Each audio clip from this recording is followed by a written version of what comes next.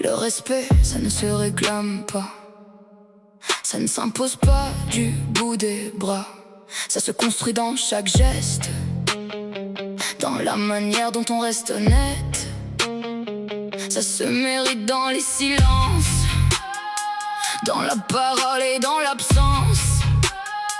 Pas besoin de parler plus fort pour montrer qu'on connaît sa valeur. Parce qu'un ferme-la ne fait pas un roi, et rabaisser les autres ne grandit pas. On peut avoir du caractère sans marcher sur ceux qui nous entourent.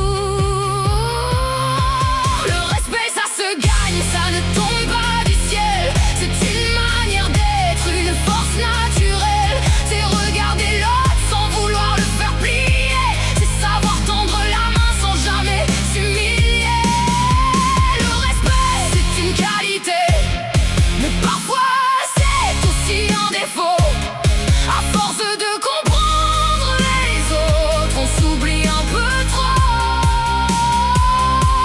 J'ai appris qu'être gentil ne veut pas dire tout accepter, qu'on peut pardonner une erreur sans autoriser la répétition, qu'on peut écouter sans se taire, comprendre sans tout excuser, et qu'aimer quelqu'un très fort ne donne pas le droit de nous manquer. Le respect commence quelque part par celui qu'on se doit à soi, parce qu'à force de baisser la tête, on finit par oublier qui l'on est.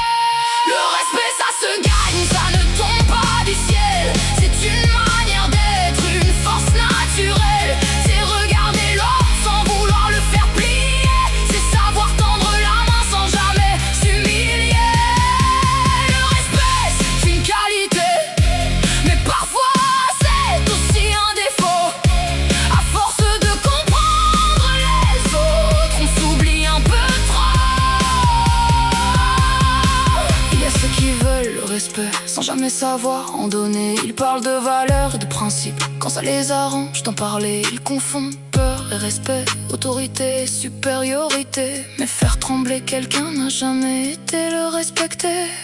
Le vrai respect ne fait pas de bruit, il se voit quand personne ne regarde. Dans la façon dont on traite les plus faibles, dans la façon dont on tient sa parole. Et puis il y a le respect de soi, celui qu'on apprend parfois trop tard. Celui qui dit là, ça suffit, même quand le cœur voudrait rester. Celui qui ferme certaines portes sans haine et sans vengeance, parce que se choisir enfin n'est pas manquer de respect aux autres. Le respect, ça se gagne, mais ça commence par soi. C'est savoir qui l'on est sans avoir besoin d'écraser les autres. C'est garder sa dignité même quand tout nous pousse à répondre. C'est être capable de partir quand on restait nous détruit. Le respect, c'est une qualité, une force quand il est partagé. Mais lorsqu'il devient sacrifice, il peut devenir notre faiblesse. Alors respecte-moi, mais surtout apprends à te respecter.